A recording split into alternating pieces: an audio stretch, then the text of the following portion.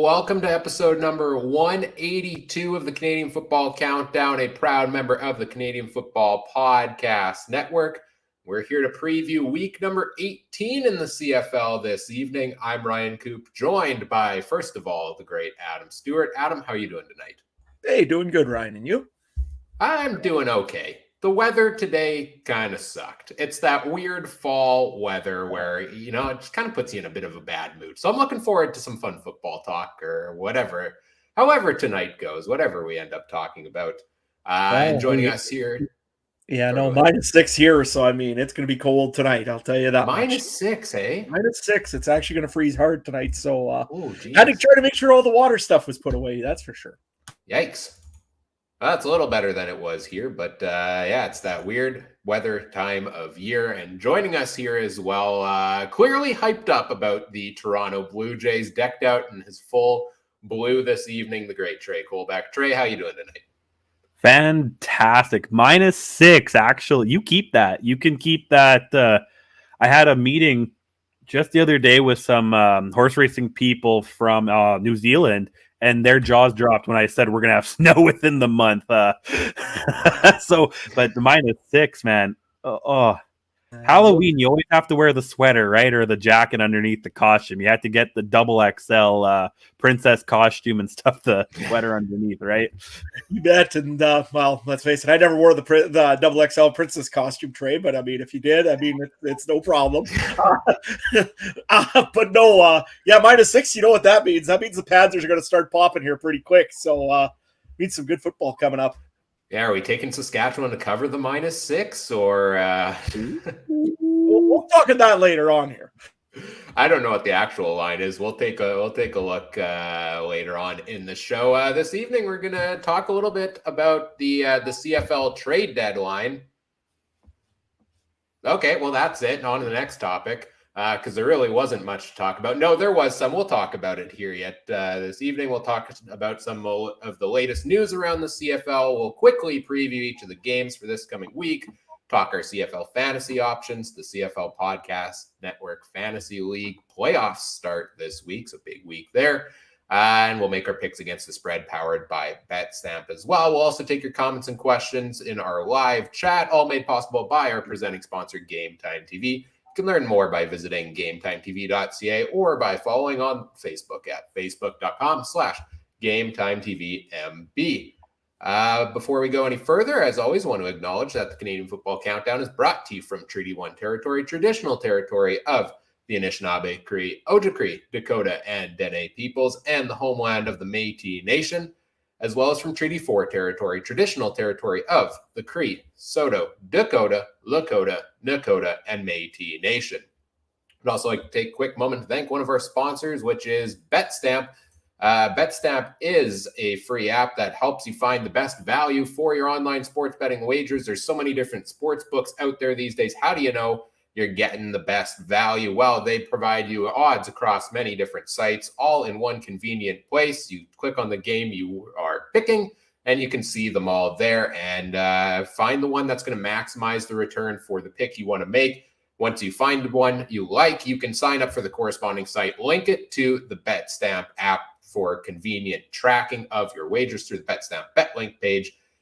And if you want extra insight, you can also check the commission-free marketplace, see what everybody else is picking. You can find our picks on there under CF Countdown Pod, Trey's picks under Trey CF Countdown, and through verified bet tracking feature on BetStamp, you get the guarantee that the odds are verified and legitimate.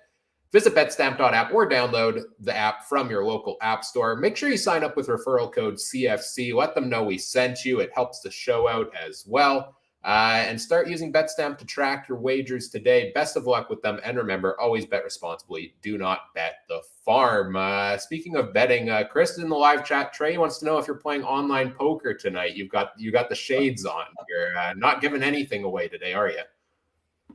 No, man. Everything is close to my vest today. Just living life, boys. Just living life. I got nothing else to say than that, man. I'm hyped for a weekend. What sport's not going on this weekend? It's NBA preseason, but the NHL starts in Czechia, whatever it's called now. You got CFL football, you got NFL football, you got college. Do I need to say more about the Blue Jays and MLB? Probably not. What's not going on? I'm sure there's curling somewhere going on. There's horse racing always going on. Soccer's always going on. UFC, I'm sure, is somewhere on Friday Night Fight Night or something. What's not going on, boys? No senior hockey yet.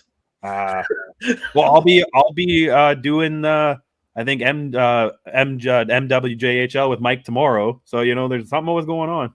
Awesome. Yes. How did the debut go last week, Trey?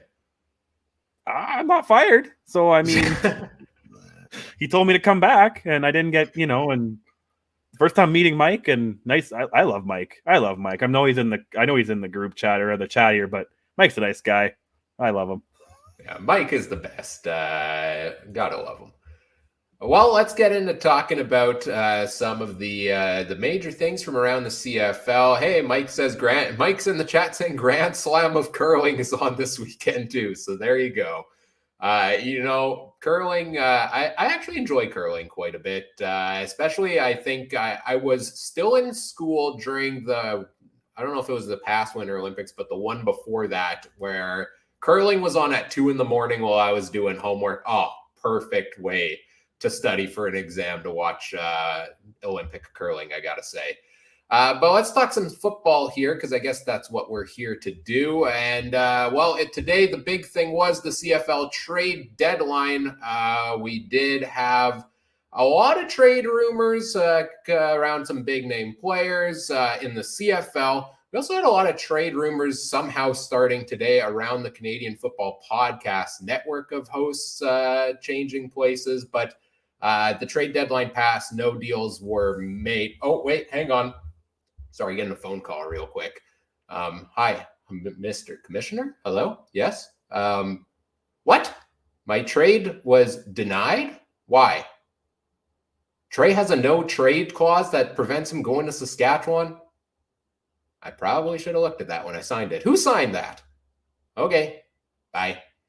Well, I guess no deal after all. We tried to make something work, but, as a good Winnipeg GM always does, you got to stand pat at the deadline, I guess. Unless you're the Winnipeg Blue Bombers. I mean, those guys there, I don't know what it is. They're able to pull those trades off at the trade deadline and end up bringing in like a stud like, Zach Caleros. I mean, that's what the Pills podcast was trying to do, bring a stud in like me, right? And maybe I could lead them to the playoffs, man. Yeah, there were a variety of issues. The no trade clause. I don't think they could fit in Trey's $45 million a year salary. We're happy to still have you. Sometimes you got to test the waters a little bit. That's how you build a championship team. But at the end of the day, we're happy with the guys we have in the locker room. And of course, all jokes aside, no, nobody is trading places here among the podcasts. We're rolling strong going into the playoffs. We've got 2 strong candidates here with me for Rookie of the Year in the podcast network here. So, I think we're on a good pace here to finish off the season. Hey, I'm just glad I didn't get cut and have to go and sit in line and wait at the 2 and Out CFL podcast anytime soon. So, I'm just glad I'm here, guys. Chris is asking, Trey, did you ask for all blue M&Ms only before every game plus your salary? Are there blue M&Ms? Yeah, okay. I was like, for a second, is there blue M&Ms? I know I'm zoning out for a second. I can't picture a blue M&M to save my life right now. Oh, man. I can't either. Yeah, I know there's the one in the cartoon, isn't there? But is there an actual blue M&M? I'm looking this up. I can only picture Skittles right now. And Smarties. I think there's a blue Smarties. There is a blue M&M. Yep. That's how little I eat M&Ms. The only time I ever get M&Ms is when I go to the movie theater, but then you're in the dark. You don't know what color they are.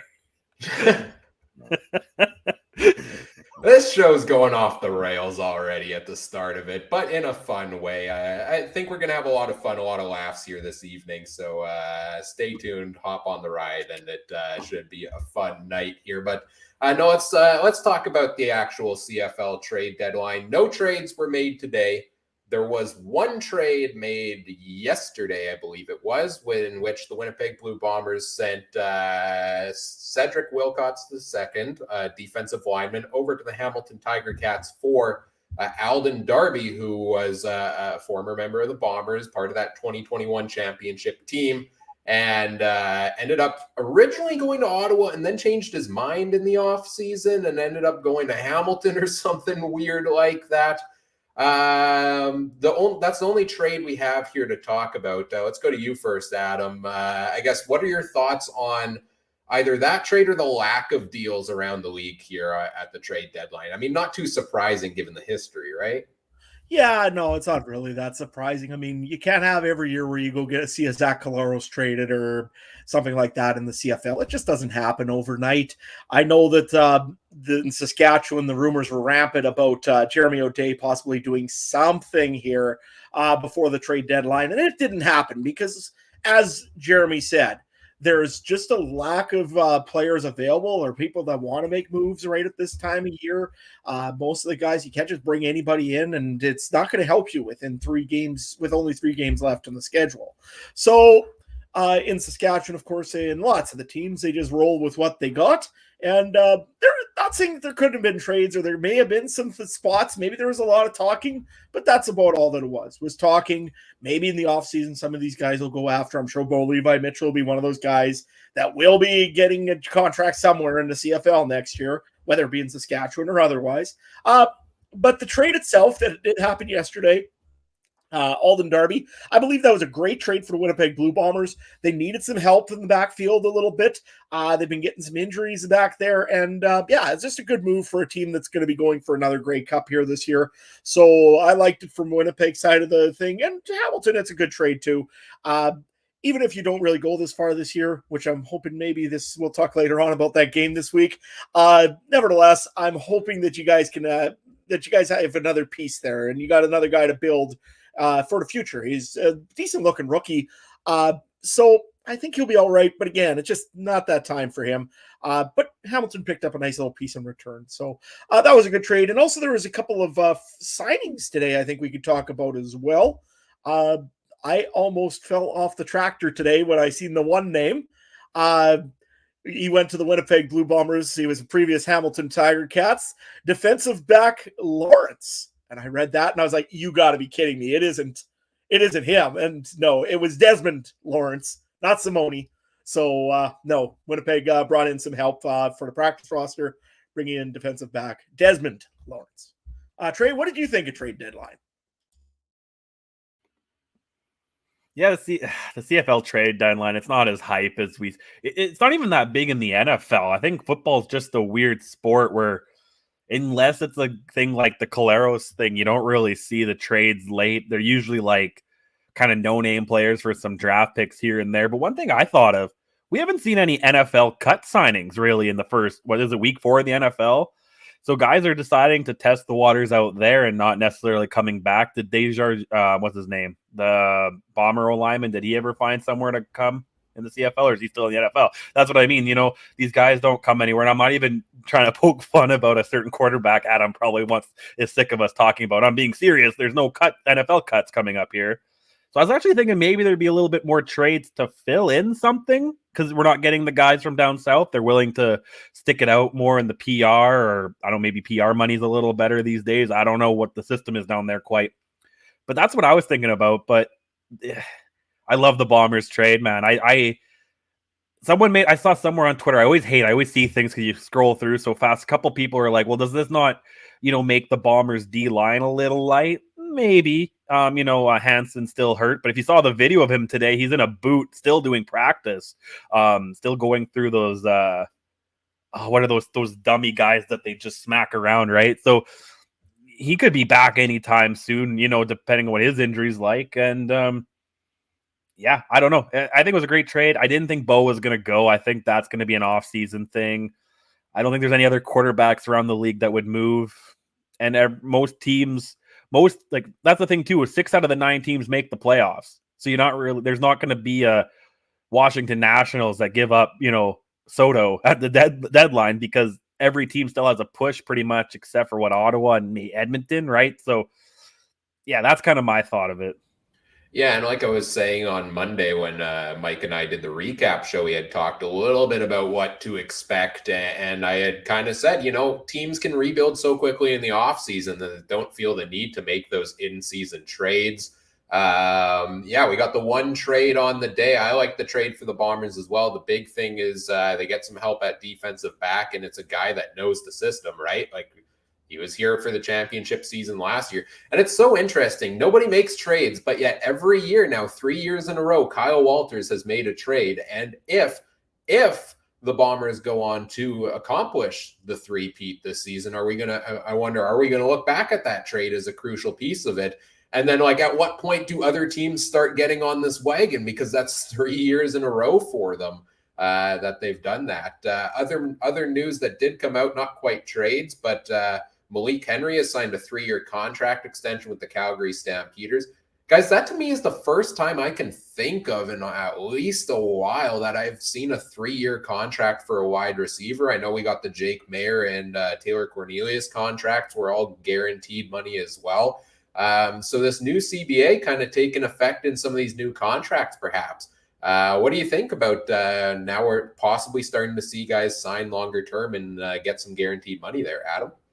I really like it because this way here, you're not only marketing your player, you're marketing the team and the player for a while. You'll get guys buying Malik Henry jerseys now because you're going to have it at least on your back for 3 years likely. And it's just nice little things like that you can see starting to happen. And then with the more longer term contracts, you got a guy for a while. You got a piece that you need right there in Calgary. And he's been a big piece of the team this year. Clearly, Jake Mayer works very well with him. Good priority signing for the Calgary Stampeders. Actually, another one that I actually liked today, maybe not the length of time or anything, and I think it was more of a bring in to see what he could do. Quan Bray is back in the CFL, which was a kind of a huge signing, and I'm very surprised Montreal maybe wasn't taking a look at it, but going to the Ottawa Red Blacks. So that's an interesting kind of signing, and kind of want to see what Quan Bray can actually do out there, the wide receiver from the U.S., American receiver. Trey? What do you think of all these extra re-signings and long-term signings, I guess? It's sad that 3 years is long-term, but, that's the league we live in. Because the only other league that has a maximum of 4 years is the NBA, and you see that, I'm taking my talents to South Beach every other year, right? So it's not really a league either. You can buy jerseys on the back unless you're okay with the jersey being from a different team. If we're going to talk about this, I want to take my time to talk about, I want us to get to the NFL 7-year kind of thing. Not every guy's going to get 7 years, but not every guy in the NFL gets 7 years. But when you do get that guy, that you want to be your starting quarterback or your, foundational running back or this, or running back or a receiver, you got to sign him for 5, 6, 7 years. And I hope that's what we can get to. We don't need the baseball 15-year, 800 million thing. That's not going to work in football, right? But 5, 6 years, I'd like to see guys stick around. And 3 years, you start thinking, now maybe I could get the jersey, right? And you know what? Do things too, kind of like the NHL does, where if you're re-signing, you get maybe an extra year, things like that to entice guys as well, right? Little things like that. But you know what? These signings are great. Thanks, Chet, in the chat, my old buddy. Yeah, these shades are great. But yeah, the signing, I think that's a great signing for Calgary. The little signings that happened are great. Like I said, I'm just surprised there's not more. But Chris did make a good point. There's a fair bit of injuries in the NFL. Their practice rosters might have expanded this year, too. I don't know why. I think they went up a player or two, but maybe I'm making that up. Or maybe it's talk for next year or something. So, there's extra space, extra things like that. I get it. You're going to take your opportunity and make whatever, 700,000 on a P or whatever it is on a PR more than come up to Canada, right? But it's go time. It's almost playoff time, right? We got a playoff matchup almost next week or whenever. Does Hamilton Saskatchewan play this weekend? Oh, okay, that's this weekend. Holy Friday night football. School, man. I don't even know what week it was. Week 18. Okay, good. Okay. I didn't even know there was a Monday game. Check the banner on the screen. Oh, right. Shoot, is that what that is? I didn't even know it was Thanksgiving. I was like, why the heck is there a game on a Monday at noon? I thought there was a triple header on Saturday, but I'm like, if BC's playing away early, who's hosting the 9:00 game? Like, is it in Hamilton? But should be a good one. Yeah, with the 3-year contract and the whole jersey sales thing, I like what you guys said about that, because I'm somebody like, I'm never going to get a name on the back of my jersey, most likely, right? Like and if I do, it's going to be a retired legend, right? That's not going to trade places or, drop off all of a sudden at some point is likely. But if players are going to stick around longer term, yeah, maybe I would consider that a little bit more. But yeah, those were the major news and notes. Also, we did get note that Malik Irons is retiring. I believe Dave Campbell from Edmonton did mention that. Bit surprising so soon. He seemed like a bit of an up-and-coming running Canadian. I think he's Canadian, running back over in Hamilton. Came to Edmonton, got a couple, well, you could say he got a couple starts, but I mean, kind of split that backfield with Litre there for a little bit. So doesn't want to finish the season, wants to retire. And you know what? If his heart's not in it, if he's got other interests, you got to respect that, right? Like, as much as it sucks to see a guy call it a career here at this point, best of luck to him, and obviously respect the decision there. But other than that, it's been a pretty quiet trade deadline. Nothing really happening here at the trade deadline. We did have a poll up on Twitter this afternoon. The CFL Trade Deadline is now passed. Which was the best trade deadline trade of 2022? The two options were Alden Darby for Cedric Wilcox II and Alden Darby for Cedric Wilcox II. The first option leading at 60% with 19 hours left. So we will continue to monitor the polls and see which side wins biggest trade of the day. But I think it's time to get into the game previews here. And let's start off by taking a look at that one on Friday. Can I mention my poll real quick? Or are we going to talk about that later? No, why don't we talk about it in the game there? I'll talk about the game. That's fine. Yeah. Okay, that's fine. Yeah. I forgot about that one. Thanks, Trey. Yeah. Take it away with this one, though, Adam. Yeah, for sure. I mean, let's face it. This is a playoff game. There's no question about this. Win or go home, essentially, for both the Saskatchewan Roughriders and the Hamilton Tiger Cats. The Riders are on a 5-game losing streak. The Hamilton Tiger Cats did not have a great game there the other week. Kind of just an uninspired game, I would more call that last one, for the Ticats. So, you know what? It's do or die for both of these teams. I expect a heck of a good football game here over in the old donut hole known as Tim Hortons Field. Guys, what do we want to talk about on this one here? I mean, we've talked about Saskatchewan's problems quite a bit, being offensive line and penalty problems. We've talked about Hamilton's problems with quarterback. What do you guys want to talk about in this one here? Because I don't know what to say on either of these teams here. Ryan, you go first. Yeah, we're going to go through these game previews pretty quickly today because we're at the point in the season. Trey made a good point earlier today. How many times can we say run the ball and don't turn over the ball and things like that? A lot of it is just do the obvious things, it seems, right? But what I'm really looking for in this game particularly is which team shows the heart, because one of these two teams is claiming that final playoff spot out east most likely. And I still think if you come in as that third place team, you have a decent shot to go all the way. Like, I think things are up for grabs here. So these are two teams that at times have looked lifeless this season. Hamilton, did seem to maybe get stuff of a little bit together. They got that win over Winnipeg. I think they lost to Montreal the week after that, and then they went into the bye. What Dane Evans are we going to see coming out of the bye week here? And on the other side, Saskatchewan, like I said on Monday, Cody Fajardo left everything out there on the field, but the rest of the team not as much at times there. So I want to see who's going to give me the biggest full game effort here out of these two teams, because whichever team does I think this game's a toss-up between the two. So whichever team actually wants it more is the team that's going to get it. Trey? How is Hamilton favored? Like, I mean, I know Saskatchewan's on such a downslide, and we'll talk about the betting segment, but I was just like, I'm curious. I try not to look at the odds until we do the betting segment, but to me, I think -2 for Hamilton right now. I think it's just namely because they're home. Okay, well, because like a fun fact here, so we have two teams in this league haven't gotten a win at home this year, and there's one team to not get a win on the road, and it's Hamilton. So they should be very feeling lucky that this game's in the Timbit donut hole and not in the toilet bowl, right? Because then they're probably going to lose that game unless they get their first road win of the year now. So I don't know. I would still lean towards Saskatchewan, but I know they're on a downhill. Oh man, I don't know. And at least this game's not. Hey, this is perfect timing. At least this game ends when the Jays game starts when the Jays game ends on Friday, right? So, oh man, I don't have anything else to talk about other than I'm amazed that sometimes you just get a line and you're like, really?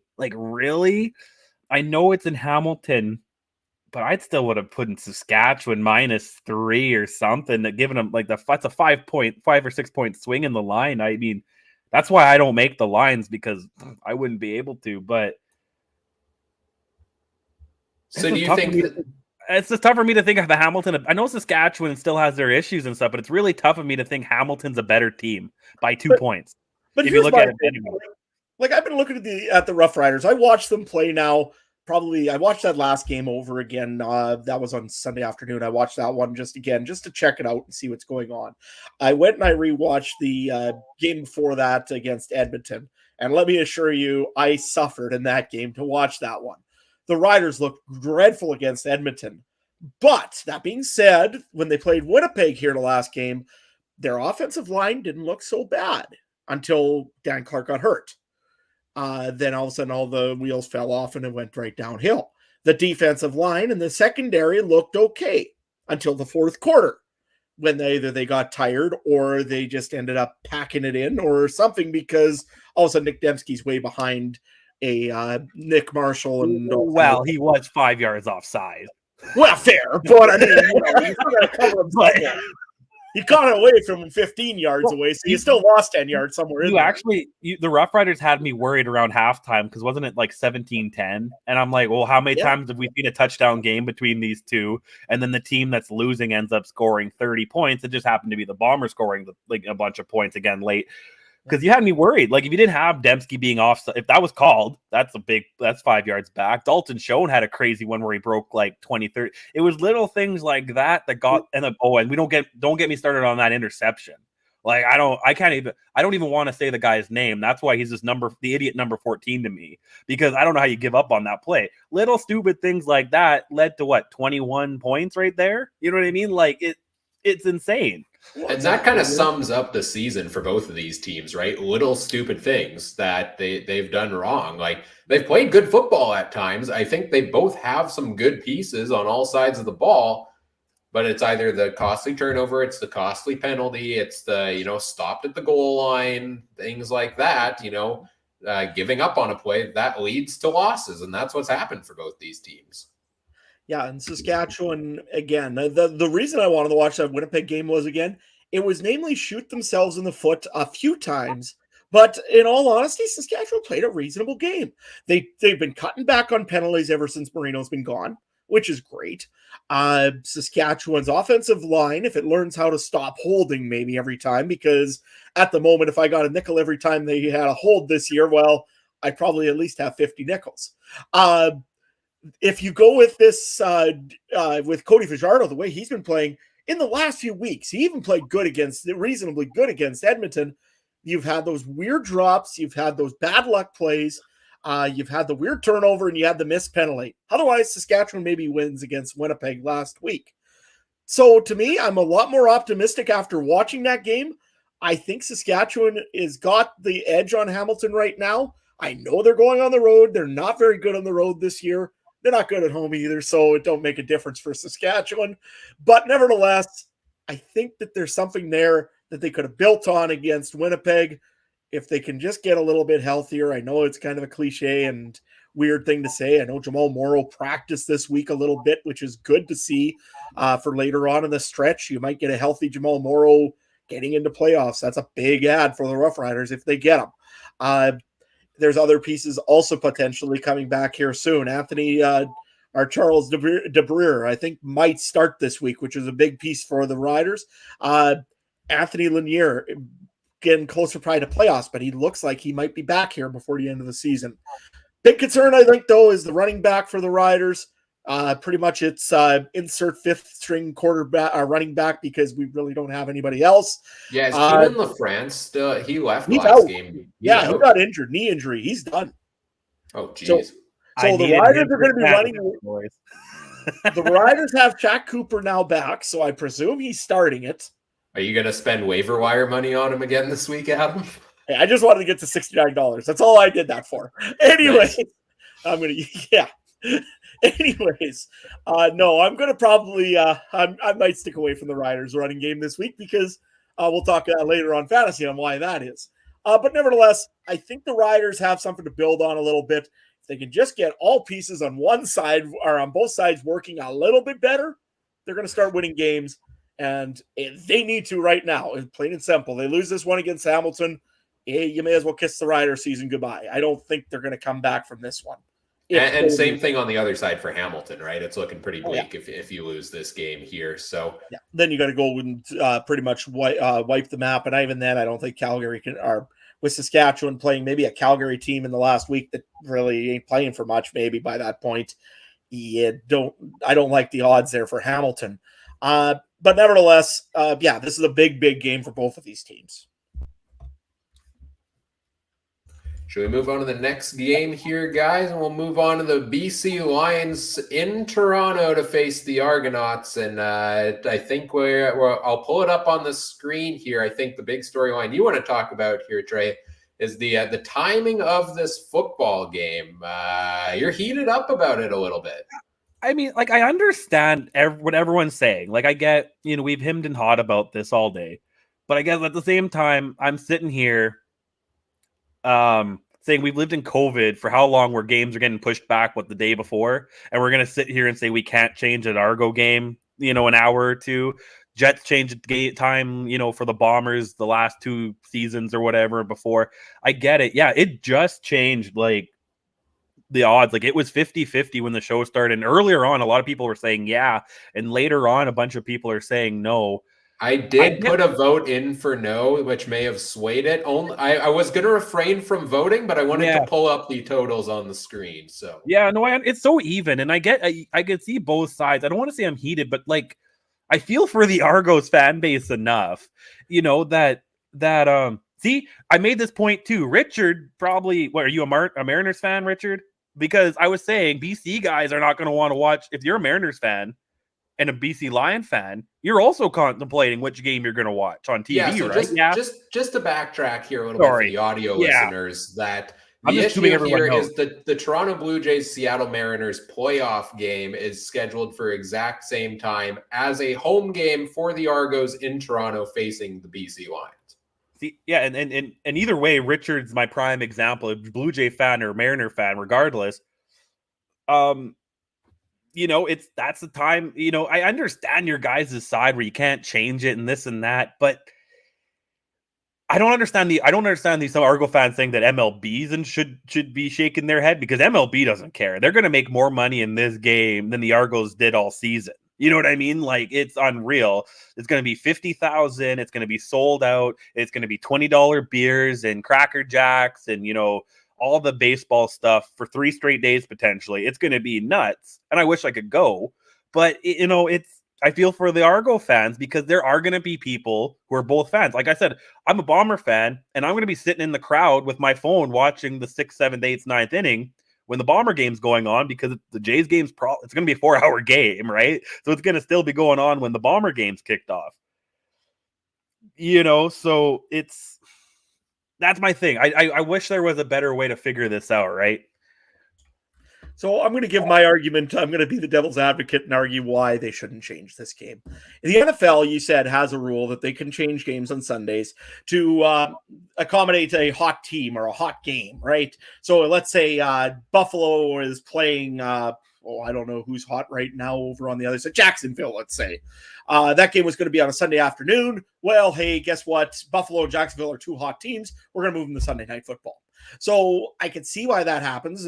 But the thing is, they give lots of advance notice, because if you're a guy that has to go and get some kids for babysitting so that you can go to the game, if you're going and you're needing to plan out some transit so that you can get home and get back and do everything like that, I mean, you want to make sure that you know what time that game is. And you want to show up a little bit early for tailgating and all that kind of stuff. And you want to just leave maybe, I don't know, 10, 15, maybe grab one more beer while you're at the BMO Field, and then you run home afterwards. the thing is, if you keep moving these games, first things first, everybody's going to call you Bush because, CFL, they always do that. But my thing is this. The Toronto Mariners and the Toronto Blue Jays are two different. I know that I understand. This is the massive game. There's going to be a sold-out crowd, and it's going to be a huge thing for the Toronto area. They're going to be packed into the Blue Jays area. But you've had this game scheduled forever.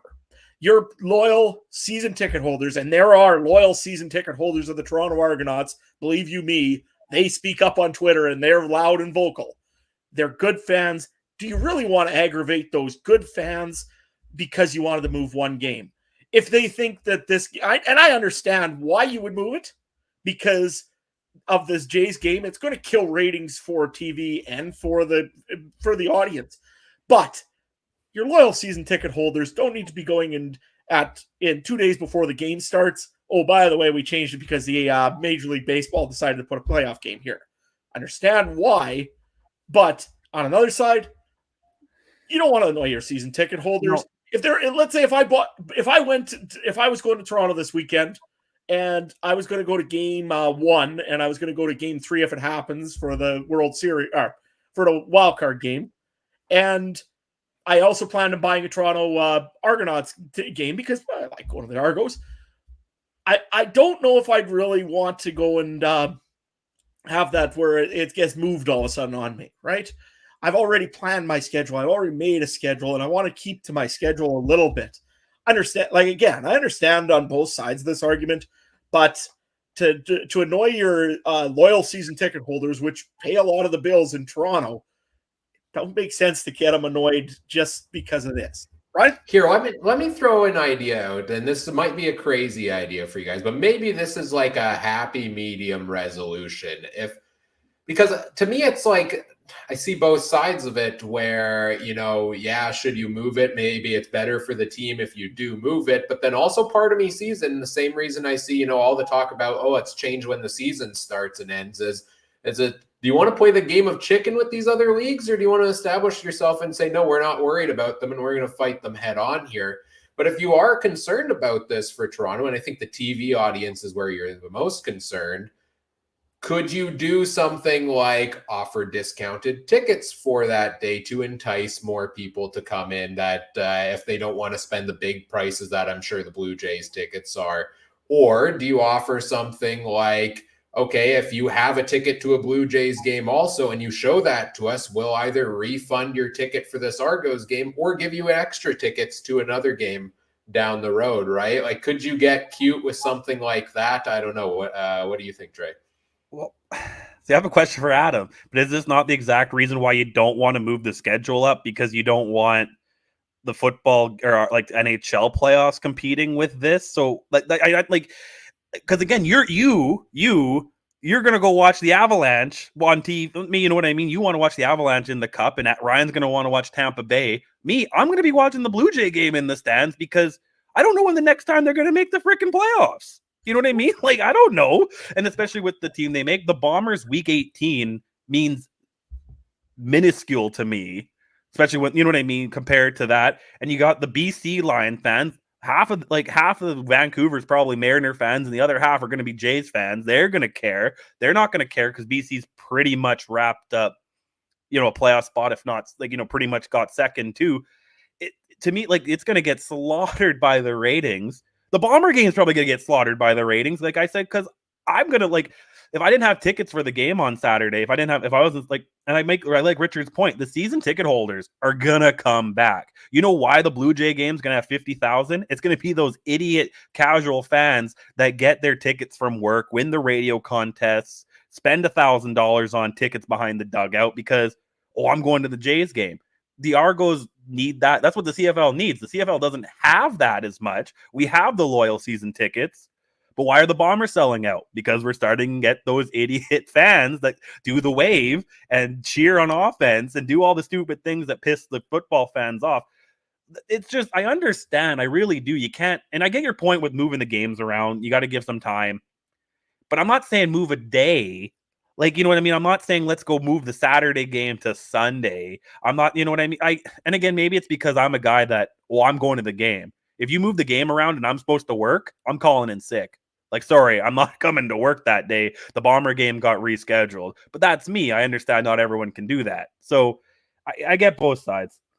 One thing I do recommend is checking out the X's and Argos podcast this week, because I think those guys are going to have some fun things to say on this topic as well. I know you were chatting with them a little bit earlier today, Adam. Yeah, no, they're kind of fired up over there. Definitely tomorrow it'll be very fun to hear what Will and the rest of the crew over there at X's and Argos have to say about this one, and the Argos Fancast, and the Argos Fancast, yeah, exactly. Yeah. Will's from the Argos Fancast. One more thing too, because the casual fan's been seeing nothing but Aaron Judge breaking records too, right? So what are you gonna want to watch? You're gonna want to watch baseball or see it? You know what I mean? That's just a lot going on in baseball right now. But here's my thing, Trey. I went and I had this problem already this year once. If you know, the Avalanche were in the playoffs in the West Final against the Edmonton Oilers. Edmonton and Saskatchewan the Oilers are a big deal here, but just not maybe in this side of Saskatchewan. It's more Jets. Not on the other side of Saskatchewan, and most of Saskatchewan still is Edmonton Oiler country. They like their Oilers. There was still a good turnout in Saskatchewan for the game, for the Rider game. It was the home opener against the Hamilton Tiger Cats. And over on the other side, they always kept the scoreboard updated to let you know what the Avalanche and the Oilers were doing. So it worked out. Like I said, it's a little different because it's in a different province and a different town. So it's a different story, probably a little bit than what we're dealing with here. But to me, there's a way of making this work. Just go and charge $19.92 for your tickets, any ticket anywhere in the stadium, just to go and take a shot at the Toronto Blue Jays, just to mess with them over at Argoland. And put the game on the Jumbotron, right? Like we've seen the Bombers do that for their games during warm-up, right? The Bombers better have a long pregame intro, just when then in the back on the Jumbotron have the 8th, 9th inning up, and then we don't really have kickoff till 6:30. I'll be fine with that. You know what I mean? Like, that's what I'm saying. I wouldn't care if the Bombers are like, no, we're watching the Jays game. We're not having kickoff till 7 now. You're not losing me. If anything, you're making me happy. But I know me as a guy who I'm probably going to lose money on baseball all weekend and lose money on horse racing and lose money on football and lose money on that. I'm going to watch anything, right? So, but the thing I got on that though, Trey, is that's moving it back maybe 15, 20 minutes, right? This is I get that 4 hours, right? No, I get that. I would.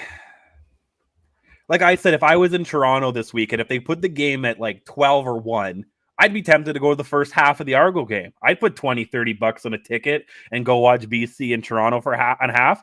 And then I wouldn't have a nice little walk or taxi ride down to, Gretzky's restaurant's not there no more. But you know what I mean? Go down there to Rogers Center and be there for Alex Manoah's first pitch, right? But that's, again, I know that's me. And I know that's not... I know most of these CFL fans seem, is it just me or do CFL fans seem so anti anything other CFL? You know what I mean? Like, the Jays game is on. So, screw MLB and screw the Blue Jays. We're going to the Argos game. And it's like, but then there's me, the casual sport fan, the young sport fan, these ones that we're talking about, we want to engage and get into our league. We're telling them, not yet, it's either Argo game or Blue Jay game. You know what I mean? And it's, well, and see, I'm more of the diehard, right? If there's a CFL game and there's an NHL game, if it's the Riders versus the Bombers or it's the Avalanche versus the Red Wings, I'm probably going to take the Riders Bombers because that's my hometown team. I love my Riders. My thing is, which game's more important? What game's more important? The Blue Jays wild card number 1 is more important to me than week 18, right? But you're bringing up an interesting point. If it was Banjo Bowl versus a Blue Jay regular season game, well, I'm going to take Banjo Bowl, and that's the same thing to me. Why I'm like, yeah, that's what I'm picking the Jays, because the Jays might not be in the playoffs for 30 more years. You never know, right? They could be done in 2 games. Mariners could go on and win the World Series, and the Jays might never make the playoffs for like 29 years, like the Bombers, right? You never know. And to your point, you bring up hockey. We're lucky that most Canadian teams seem to make the playoffs regularly. You know what I mean? Especially in the you know what I mean? But also, we have a large Ottawa fans.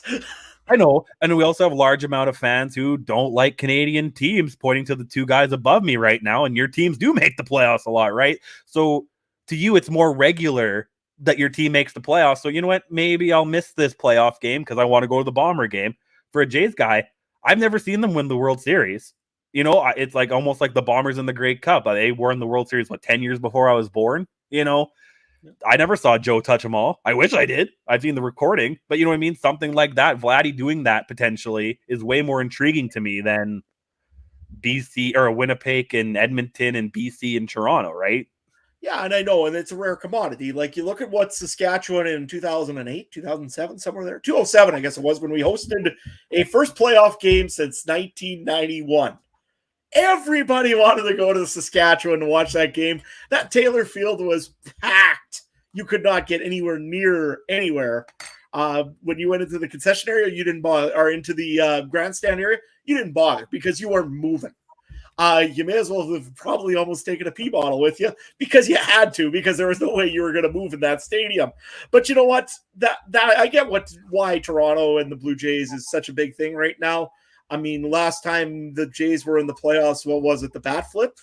Yeah, 2016 or something. And I wonder if the Raptors changed anything too with their big run, because now it's like, hey, we did the Raptors, we beat all of America. Let's do it now with the Jays again, right? So, and that's my thing too, why this is a little different than hockey, because you got one team for your whole country kind of thing. It's not divided by 7 like it is in the NHL. This is it. We only got one team to make the playoffs. I don't think the Expos are coming back anytime soon, man. Like I said, you're gonna see me on my normal seat in my phone. It's gonna be like this, and I'm gonna cheer on offense if the Jays get a home run. I'm sorry, Adam or Ryan. You're gonna hear me go, "Wow, Vladdy," and you're gonna know that's me, because that's just what's more important. But I get it. You can't move it around. I do see your point, because you are gonna lose some of those. Like I am a dad, so I do understand that. But again, I know me and how Bombers are important to me. The Bombers said, "Hey, we're moving the game till 12 because of the Blue Jay game." I'll be at the tickets. I'll be in my chair by 11:45. If they tell me they're moving it to 7:15, I'll be at my chair by 7 o'clock. You know what I mean? It doesn't matter. I understand where you're coming from, but I'm good to go on. We talked a lot here. Jays -1.5, Adam, since we're on it. What do you think, man? Game 1. Manoah versus I don't think I'll pick the point spread. Who's the Jays got? Manoah. No, but who's the Mariners got in? Let's see. I never saw it. I know Robbie Ray is game 2 by the sounds of it. Yeah. Because that's going to get doozy in game 2. Man. I'm going to have a hard time missing the BC. I don't think I'm going to miss the BC Argos game. I'm still going to try to watch both of them somehow. So, they're doing Luis Castillo. No, I'd take the Jays for game 1. I don't think I'm going to do the point spread. I'll do the straight out. They're going to win, but no, I'm doing a straight up Jays game 1. I'm a little scared about game 2. It's going to go to game 3. I have a bad feeling it's going to go to game 3. 7th inning, just chaos again. What the heck? Let's go. As long as there's no stupid fan that grabs the home run ball like happened in KC a few years ago, man. But I mean, we have our fans, so it should be fine. Just remember, Blue Jay fans, don't throw stuff on the field. That's all I ask. Ryan? Oh, you're muted. You pulled a mic. Yeah, muted. Oh, did your headphones die? Ooh, his stumping might have went down. He's still muted. Yeah, nothing.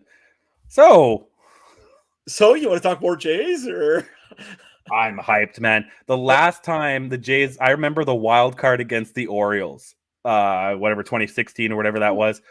Man, I had not drank that much in my life, man. And I just watched the game at home by myself. I was done. I don't smoke anymore, but I used to drink smoke, and I went through a pack because I just watched the whole game on my patio because that's how messed up I was, man. That's what the Jays mean to me, man. You know what? I remember the 2015 run because I just went to vote that day because it was a federal election. I think that same night, if I wasn't mistaken, or the night after, one of the two.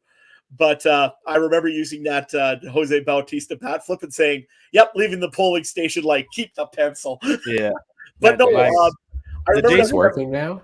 Yeah, there we go. Okay, there we go. Yeah, I think I knocked over my microphone at some point earlier, and I don't know what happened to it, but the Jays just mean something to me. My very first game, it was a complete game 2-hitter by Roy Halladay against the Yankees, and I can't remember how many strikeouts he had, 12 or 13, but they had a thing where if he got 10 strikeouts, he got free pizza.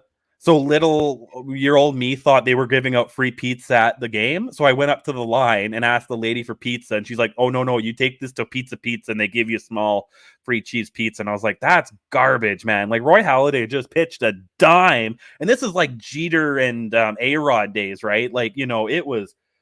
And Sabathia as a pitcher kind of thing. Like this was their glory days a few years ago, man, when I was, oh God, that would have been like 15 years ago, man. Roy Halladay, seeing him pitch live, man. And, oh, man, I could just go on and on. Let's go on. I'm good. Yeah, we better get moving on here a little bit. We could do a whole Blue Jay recap, man. All right, so 20 minutes later, BC Lions at Toronto Argonauts. The game itself, quick thoughts from everybody. What's one thing, if you're watching, what's one thing you're watching in this game? For me, it's probably, Vernon Adams Jr. seemed to have that bounce back game against Ottawa last week. Now he faces that Argos defense that completely shut down Jake Mayer last week. What kind of performance are we going to get from VA is what I'm really interested to watch here, because he's got to be the guy, presumably, unless Nathan Rourke comes back all of a sudden for the playoffs. It's going to be VA. So, last week, it wasn't a big playoff matchup type victory over Ottawa, but it was a confidence booster. So can he get another one again this week going it forward? Adam, what are you looking at here? Yeah, I'm just going to watch the Toronto Argonauts defense. If they can keep this pace rolling that they're at, they're going to be a very, very hard team to play in the playoffs. Even if McLeod Bethel-Thompson falters a little bit, the receiving core actually in Toronto, I would really like to see them get some momentum going into playoffs. Last week, I think a lot of guys picked up DeMonte Coxey and didn't do much. So I'm very interested to see what the Argonauts can get going on the passing game. The run game looked okay last week with AJ Ouellette. So no, I'm mainly going to be watching the Argonauts defense and just seeing if Quentin McManus and company can really keep the pressure on Vernon Adams Jr. Trey, what are you going to be watching in the Blue Jays game? No, be honest with the Argo Lions game. I want a team to just take just say, the Bombers aren't the only 12-2 team. You know what I mean? They're not the only team that we need to be talking about all the time. And BC was that team until Rourke went down. And Toronto has that kind of opportunity by being one in the East, right? And Chris, I did see that idiot jump for Aaron Judge's 62 ball, man. That thing was worth $2 million, man. I would have jumped from the upper deck to have a chance at that thing, man. And Aaron Judge would never see it, man. That would be sitting right here forever, man. He can just screw off Aaron Judge. That's my ball, man. That's my 62 if I had it. But apparently the guy who got it's rich as heck anyway, so he doesn't need the money. But oh man, I honest to God want to say I'm going to watch CFL on Saturday, but like I said, up until that last pitch of the Jays game, even the Bomber game is going to be a little bit backseat to me. I'll be there, but I don't know how much Ryan will say, this is a good game, Trent. I'll be like, yeah, sure. I don't know. Well, speaking of the Bomber game, we'll go on to talk about that one next. The Winnipeg Blue Bombers hosting the Edmonton Elks. I actually won't be there for this one because friend's got a wedding, so I got to go to a wedding for this one. So I'll be PVRing it. I doubt I'm going to do a wedding for the Bomber game. Yeah, you know how hard it is to schedule things these days. And here I thought you were just coming to lead the Saskatchewan Rough Rider Parade. No, you banished me last week. Yeah, that's right. I forgot about it.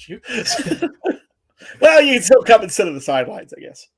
Yeah, no, I won't be there for this one. I'm going to try to avoid the score, but I doubt that's going to work. But generally when I don't watch a game live, I turn off all my notifications of everything. I try to avoid it and then watch it on the PVR because once I know the score of a game, I have a hard time sitting through the whole thing, right? So that's just the way I enjoy watching sports. But I'm looking forward to watching this one after the fact. Winnipeg, Edmonton.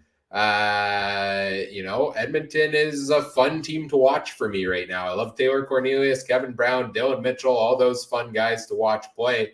I'm excited to see what they do against the team that's considered the beast of the league right now, which is the Bombers. And last time these two teams played each other, it was an awfully close game. That may have been, outside of their losses, the Bombers' worst game of the year.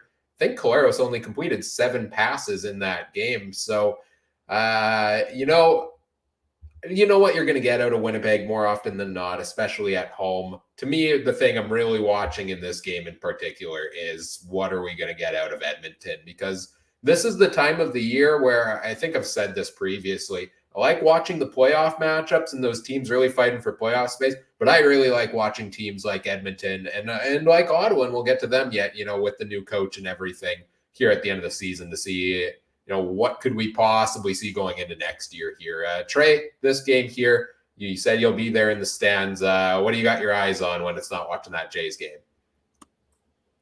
Don't let Zach get hurt. Like, I swear to God, if he's out there in the third quarter, I'm going to lose my mind. I'm going to go down there and, I mean, I guess it depends. If he does the old Nathan Rourke and does nothing but hand the ball off, then it's fine. But you want your stars and your starters not to get hurt, and you want your guys that are coming back off of injury to kind of get back into it. Heard Ellington might be kind of back soon, things like that. That's what I'm looking for on the Bombers side. And from the other side with Edmonton, yeah, I guess it's kind of like a preseason for some of these guys. They're looking for jobs. They need film. They need tape. So you never know what you might get from that side. But Winnipeg, man, if you go 12-3, don't worry about it. To me, it's not worth risking Zach Collaros or Oliveira or any Schoen or, things like that nature. And real quick, Chris, yeah, some guys have supermodel wives, but I heard Giselle Brady's on the market, so you're telling me there's a chance, right? Tom picked football. That's why he came back, and now there's trouble in paradise. So one more single supermodel out there, I guess.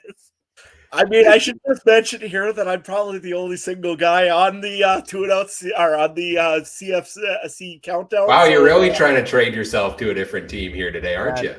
I know, I can't even get the names right. Well, hey, when you hear a supermodel like Giselle's available, I mean, you could get tongue-tied. I mean, that would be gold. So Farmer in Saskatchewan slides into her DM. Like, hey, baby, you want to go for a ride on my combine? You want to check out? Oh, man. Oh, man. Anyway. Yeah, you know what? That's a whole other story here, but Tom Brady's going to make more.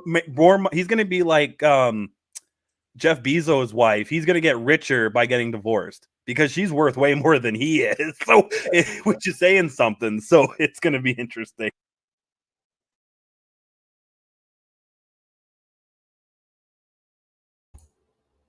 Oh, now Adam's got a case of the muted. This is going so well tonight, guys. Absolutely. I mean, I'm having fun. Hey, I'm having fun. You guys having fun? I'm having fun. We're having fun. Always, but hey, man. Let's get back to this game here real quick. Oh, somebody's calling me. Anyways. Is that the trade? Is that your agent telling you've been That's traded? My agent giving me advice on what to do about this before I get waived for making up too many wrong names or doing something stupid. Anyways, going on to this game here, I'm looking at two things. One, Christian Salisbury is on the verge of breaking one for Edmonton. Every game, he's within one guy of breaking it. He's a really dynamic-looking returner. I'm really excited to see what Salisbury will pull off for the Elks. On the Winnipeg side, I want to see them absolutely go and just hammer a team for once. I mean, you look at what they've been doing lately when these are young, or when these teams come out that are just teams that they should be able to just absolutely dominate, they end up pulling their foot off the gas. They got to be able to beat a team like Edmonton soundly and do it very aggressively and quickly. So to me, they need to be after the first, like I said, the first place team on that. Must be Giselle calling me. Absolutely it was. That's why I'm getting rattled here and I got to get and put my mic back on mute. So give me 1 second, guys. We had one follower from Brazil, it pops up every once in a while, a listener from down there, and we were wondering who it was. She just wants to know about the farm. That's all she wants to know. I just got to say, Salisbury, I know it's spelled a little differently, but I just got hankering for Salisbury House right now, man. Like, I would totally go have a nip there with Christians and Salisbury anytime, man, after getting a touchdown. Just got to throw that in there. I'm not a huge Salisbury House guy. I think I had it once. What? The food was not as good as I thought it would be. It's hit and miss. I'll give you that. It's hit and miss, but I mean, I'd rather. Oh man, IHOP. We're gonna have an IHOP date, man. I love IHOP. I've never been there. I'm down. We should go. It's actually pretty good, man. Pretty good. Anyway, I'm good. I'm good to move on. If I know Adam had to, he's got to take that call, man. When Giselle calls, you don't. Anyway, Yeah, this game. Oh, there he is. He's got the sideways cap. Yeah. Where's the red lipstick, huh? Is it? Yeah, sure. Anyways, Adam, anything else on Edmonton, Winnipeg, or should we move on? no, you know what? I think, like I say, the big thing I want to see is one side actually dominate for once and one side over for Edmonton. I want to see Edmonton actually make a few more gains in this. Again, I want to see Dylan Mitchell get some more yards, like you said before. I want to see Kevin Brown have a big game. And I want to see Taylor Cornelius starting to earn those 2 years that he just signed up for. So, yeah, let's move on. All right, then our final game of the week, Thanksgiving Monday, is the Ottawa Redblacks facing the Montreal Alouettes. Two big things that I'm watching on either side in this one. For Ottawa is, what are they going to look like in their first game with Bob Dice as head coach? Paul LaPolice is out. What are we going to expect that offense to look like? Do we even know who the offensive coordinator is? I haven't seen any confirmation yet. I can try to look that up here as we go along, but you know what's that going to look like this week, and just team morale and everything with a new coach. You never know what you're going to get there. But on the Montreal side of things, we don't have practice injury reports yet this week, but could William Stanback be back in the lineup? Which to me, I think that's the missing piece that potentially puts, I said this Monday, I think it's the missing piece that potentially puts Montreal over the top in the East Division with the role they're on lately. So those are kind of the two things in this game I've got my eye on the most here. Let's go to you first, Trey. Anything in particular you're watching here in this game? I want Montreal to do something. I was high on them this offseason, but again, that was with the VA. I want just like any team. I don't care what team, just any team that doesn't start with a win and end with a peg to just do something. And even the Bombers don't seem to do anything a lot of the weeks. Like you said, Adam, you want them to actually have a decisive game. Oh, God, I just Ottawa is out, right? They're officially out, right? So, yeah, they're just playing for paychecks again. Montreal has something to play for. I don't think they can catch. Well, they can still catch Toronto. They're right? one win back. Yeah, they can still catch Toronto. And in theory, if Hamilton's playing Saskatchewan, Hamilton could get a win and creep up. If Hamilton wins, then they're only 2 games back, right, of second. So there's a lot that could happen. Montreal's still playing for something, and I don't know. I wouldn't put him as where would you put Trevor Harris? He's not top tier. Would you put him in the second tier, or is he a high up third tier CFL quarterback? Because you know what I mean? Again, he needs to do something. And in the East, we even have a top tier quarterback in the East right now that's healthy. You know, Bethel Thompson's again, maybe second tier. You know what I mean? It's so tough. And I just want this team to do something. I want something to be on Monday. You're excited. I have been hating to pick players of the week. Because it's, you know what I mean? It's sometimes you just look and it's the winning team's best player was a guy who had 4 or 5 catches, 90 yards sometimes. You can't give it there. Quarterbacks are getting 270 with maybe a touchdown and a pick. Running backs are getting 40 yards. You know, it's nothing blockbuster, nothing crazy, right? So I want a week of that where we could be look at this team. They threw for 350, other than Nathan Rourke, other than him, right? Other than that, he's gone. He's done for the year. We can't, exclude it.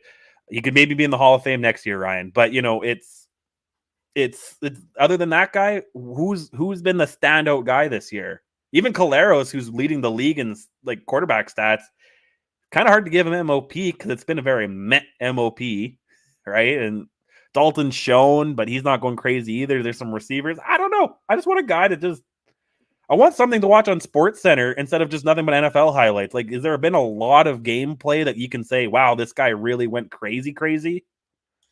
Yeah, you know what? You're actually right there. I mean, think about it. Our 1,000-yard receivers, nobody's done it really with any flash, I should say. Dalton Schoen, yeah, he has 1,000 yards. Has he made any real circus catches this year? No. The crazy thing he did was last week when he ran around, but that was just bad tackling by Saskatchewan. I wouldn't give it on him. The craziest catch I've seen is that interception last week, man. You know what I mean? The craziest things I've seen are the interceptions more than the catches.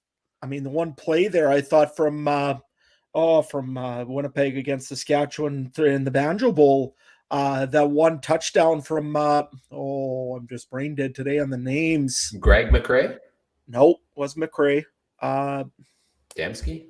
No, it was one of the third or fourth guys on that line. Brendan O'Leary Orange? No. We're running out We of can guys. go through the roster here. No, not Dominic Rhymes. Who the heck is his name now?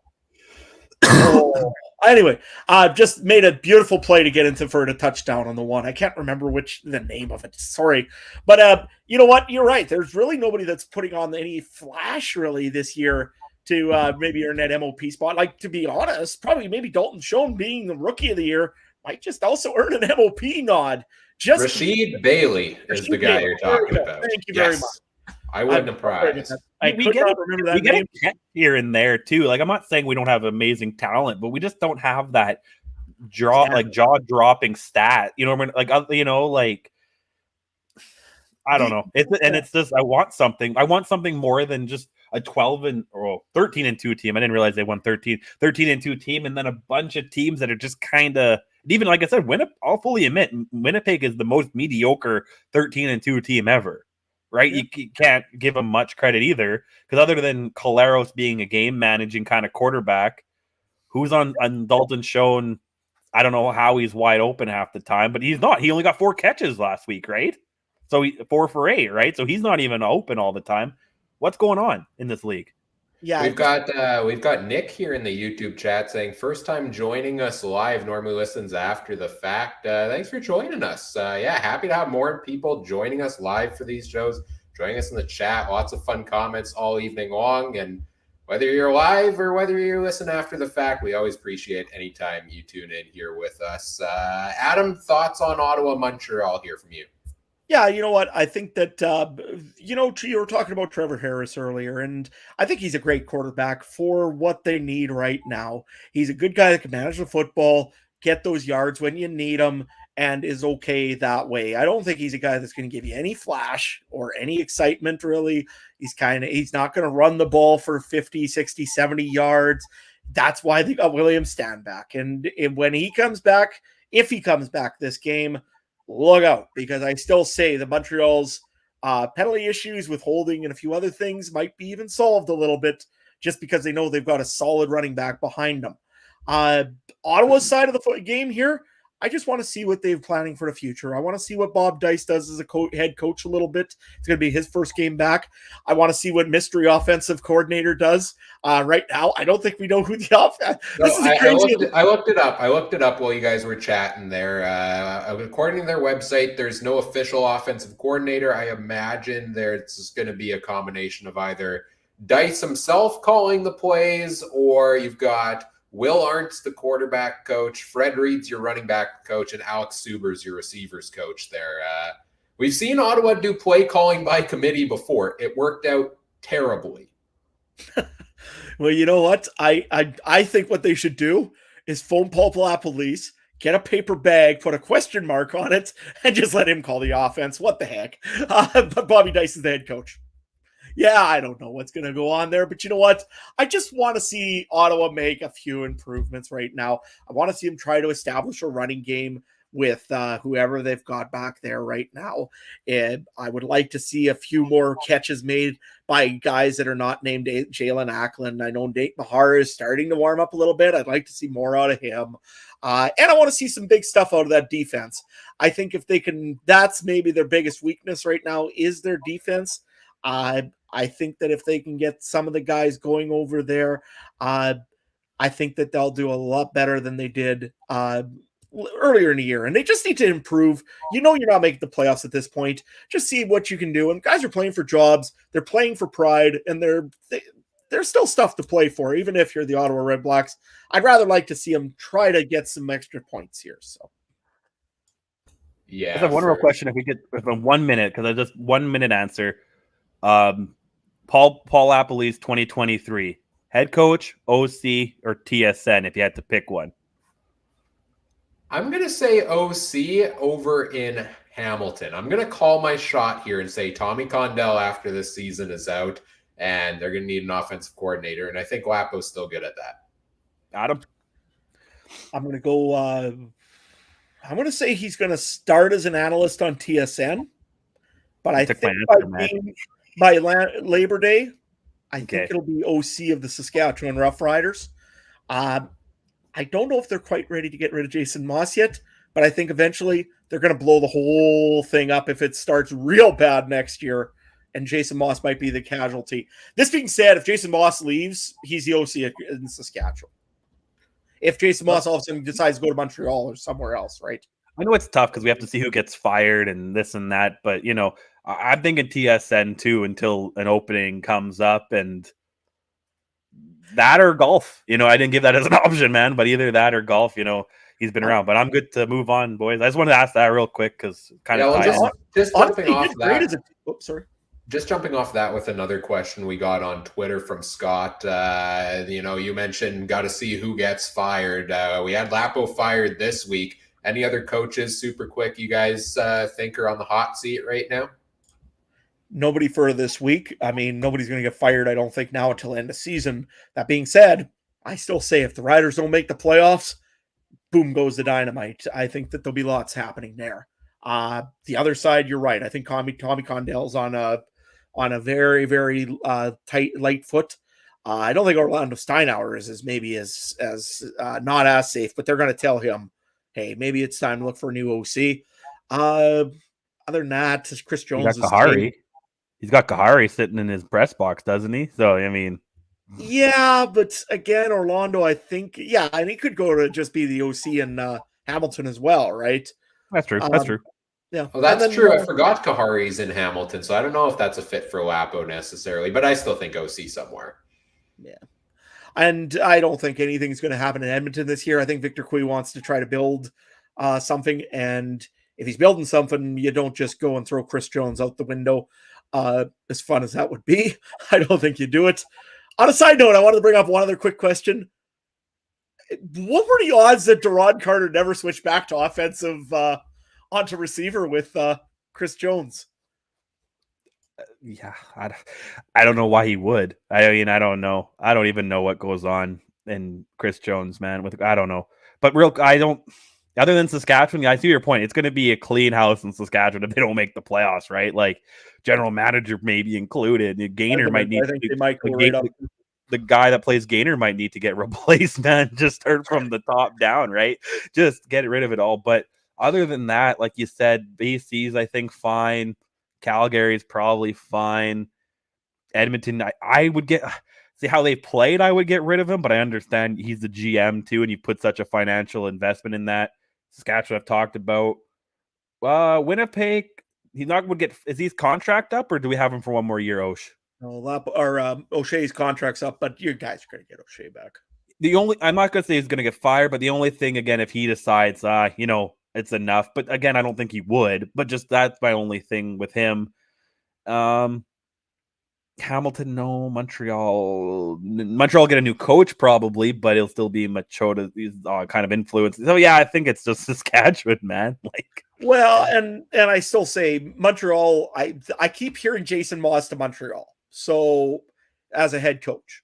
Because he was time with Edmonton, right? With Machota or Machota. Yeah, okay. Yeah. I could see that. And then that opens an OC job in Saskatchewan. So like you said, maybe Lapo or maybe Kahari, if Kahari doesn't want to be in the press box anymore. To Richard's question in the chat, I think if things go south for Saskatchewan, there's more of a chance of the Riders cleaning house at the end of this year than it is Ottawa.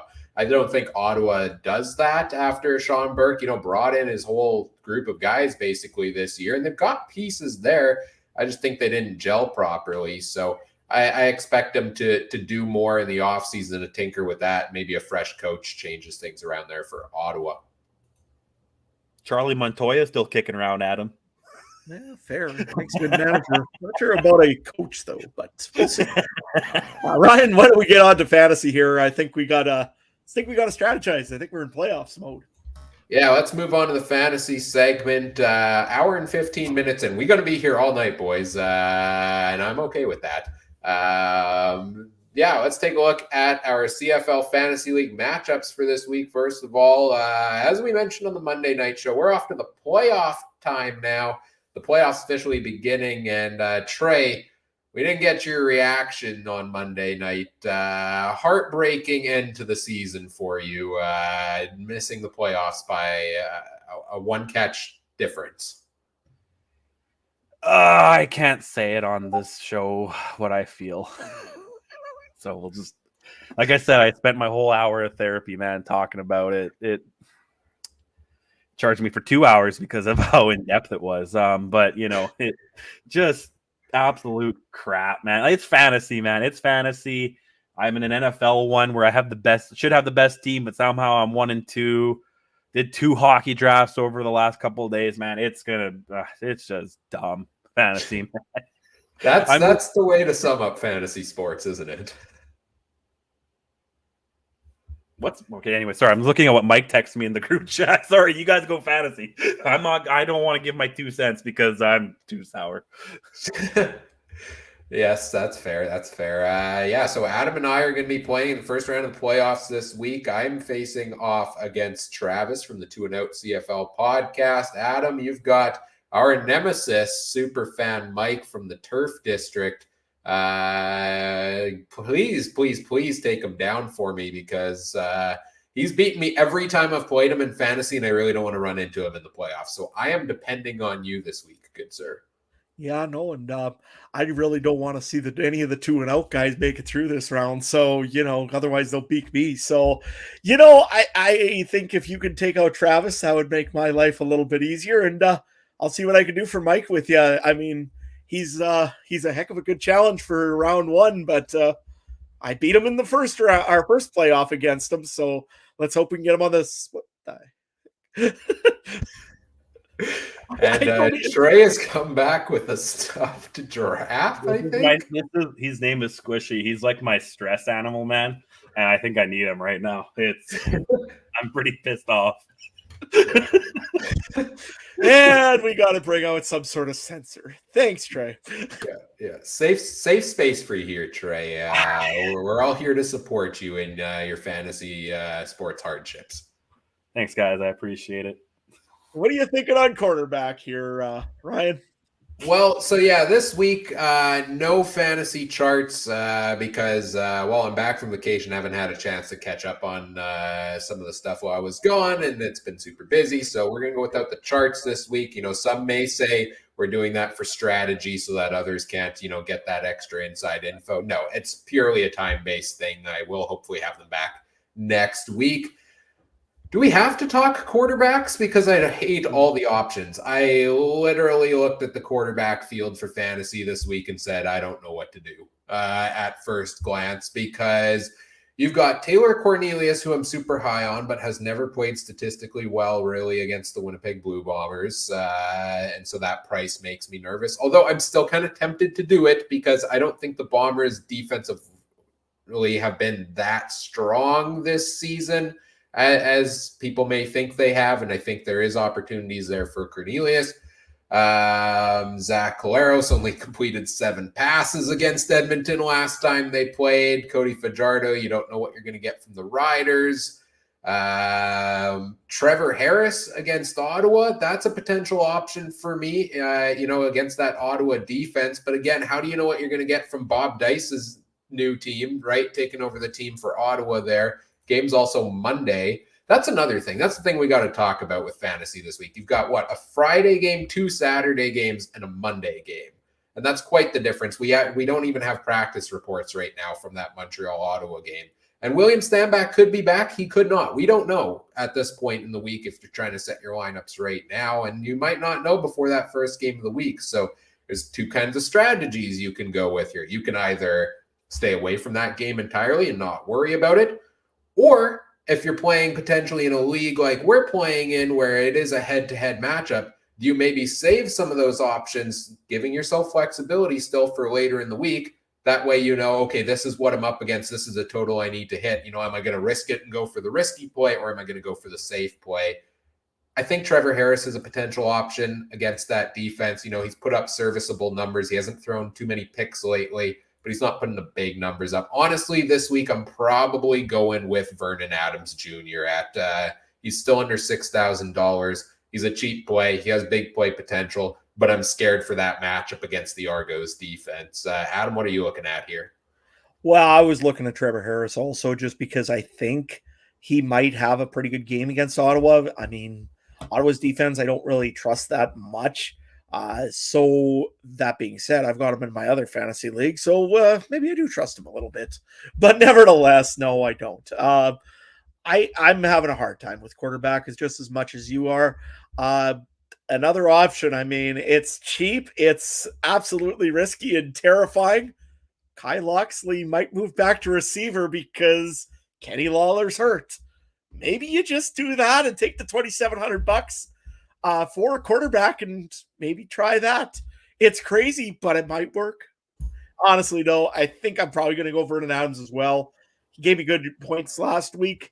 I don't like him against Toronto, but I really don't like any of these quarterbacks, to be honest with you. So, yeah, you got to pick one. So, might be just Vernon Adams. That is true. Kyle Loxley is listed as a quarterback right now at $2,700. And the little note on the fantasy website is that he moved back to quarterback because Lawler was back at receiver.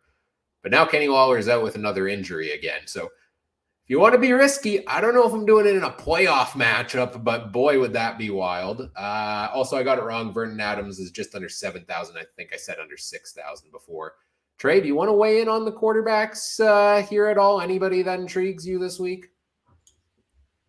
And no, I'm just gonna make the craziest lineup, and if I make my score higher than your guys, I win. Like, that's all I'm gonna say. Right now, I got Dakota Prukop. I'm gonna go crazy here and think he's gonna get some touchdowns on the goal line, man. I like it. I like it. Ron Carter still on here? I'll find Ron Carter. Well, this is what happens when you've got nothing to play for. If you are trying to play for a good fantasy total, maybe take a grain of salt with some of Trey's picks here this evening. Let's move on to the running back options this week. And Adam, let's go to you first. What are you looking at running back here? Well, I was looking earlier this week. I know Jamal Morrow practiced for the Riders, and I thought, boy, there is a good pick if I can get Jamal Morrow back. He's not playing this week, so don't worry about Jamal Morrow. He is out. AJ Ouellette intrigues me a little bit, but he is playing against the BC Lions, which is also a good team against the run on average right now. So especially when you got a guy in there that could just really block up. My brain is an old Lucas Purifoy has just been really good against being everywhere on the football, it seems. And running back is another one, especially with a guy like AJ Ouellette who likes to run out of the backfield and make catches out of the backfield. Purifoy could be right all over him if that's the case. So that one gets me a little bit nervous. The other one that I'm looking at is Kevin Brown. I don't think that the Winnipeg Blue Bombers can really block as well as some of the other teams up front. And let's face it, Saskatchewan, they were running the ball on Winnipeg a little bit there, and that was with Keenan LaFrance. I think Kevin Brown is the better running back. That's probably going to be one of my picks so far this week. The other one, it's getting tougher and tougher to pick another running back. If Greg McCrae is going to be just strictly in the backfield, I don't like it. If he all of a sudden goes and starts running the ball out of the backfield, ends up moving over as a receiver, I don't mind Greg McCrae is also in putting in there as a running back, just so I can fill that extra position, and very reasonable in price. I think, if I'm not mistaken, he is, $3,500. So maybe a little bit more of a value side on that. Kevin Brown is starting to go up a little bit in price, but I think that Edmonton could run the ball against Winnipeg.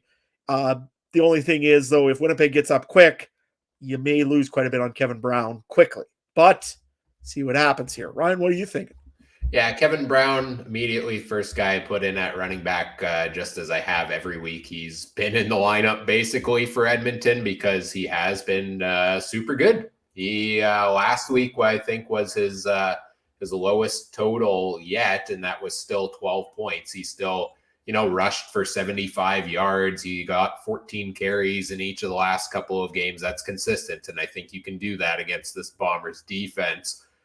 The other guys I'm looking in, it's really going to depend on William Stanback and his health, to be honest, because if he's in, I want that against Ottawa.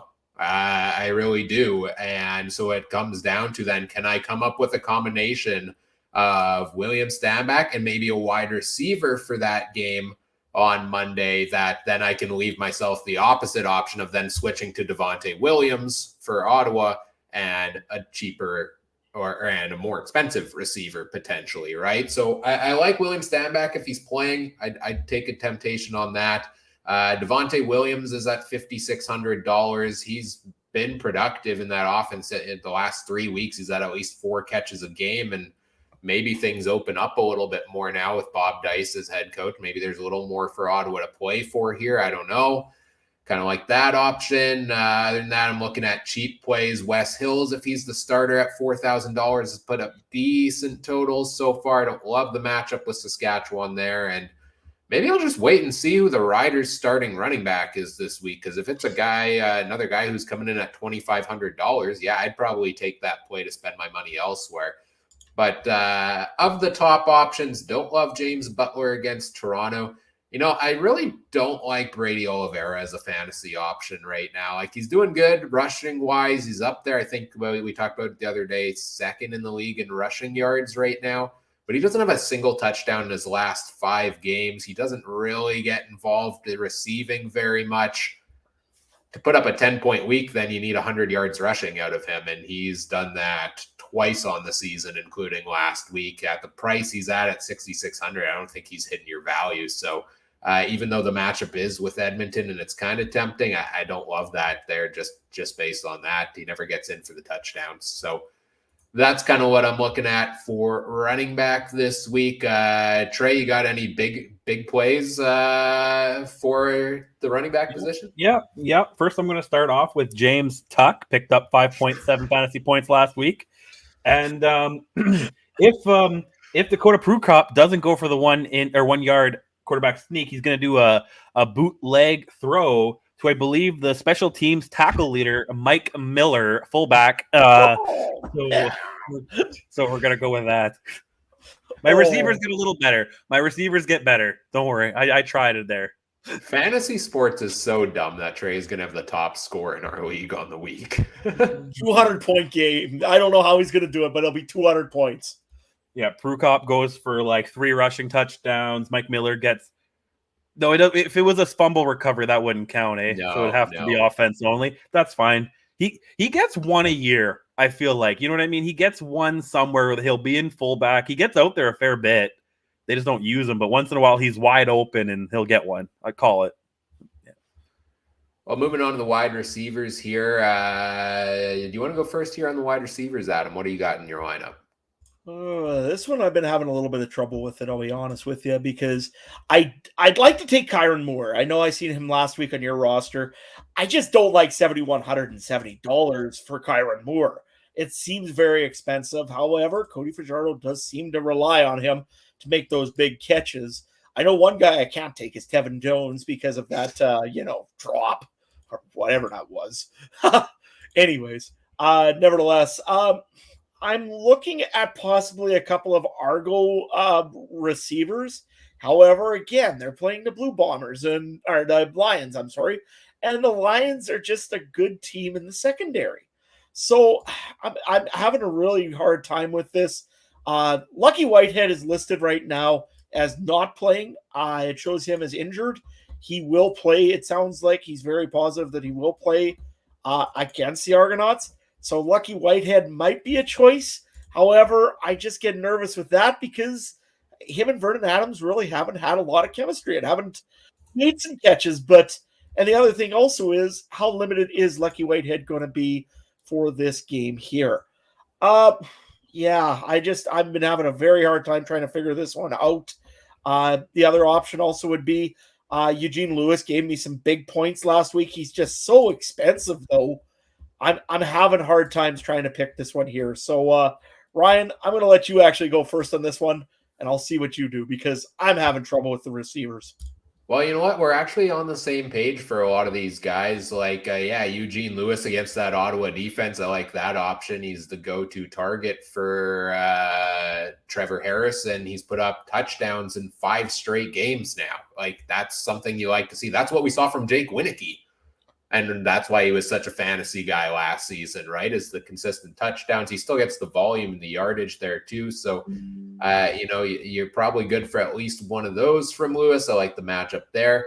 Tim White's so expensive, it's probably going to be hard to fit him in your lineup, but really it's so hard. Like if you do, I don't think it'll be quite worth the value, but if anybody on Hamilton's going to have a big day, it's going to be Tim White at receiver there.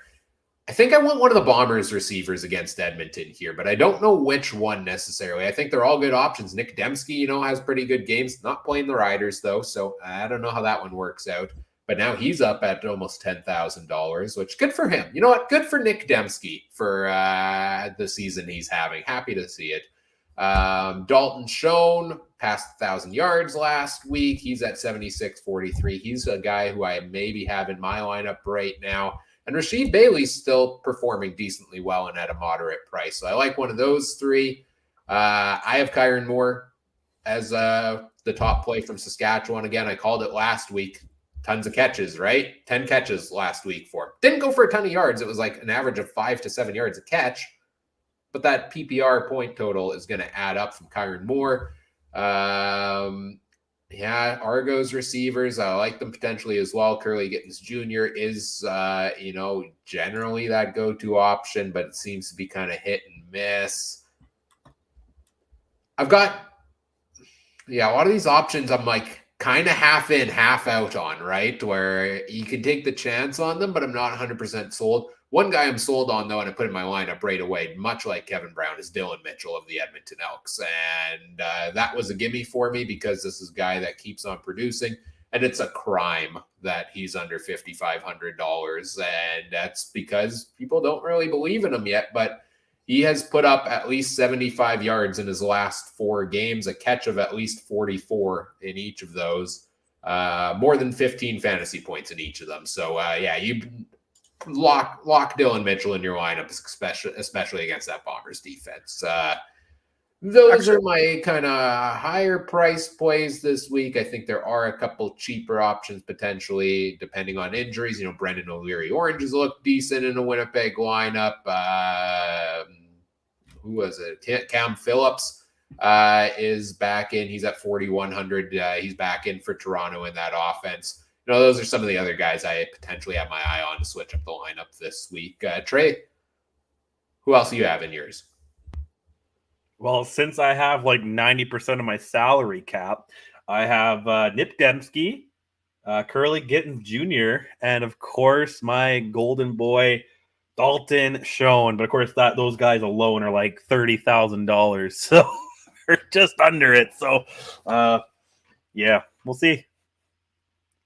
You guys are gonna be crying on Saturday night when James Tuck gets a touchdown, Mike Miller gets a touchdown, and Prukop gets like a couple rushing. You guys are just gonna be like,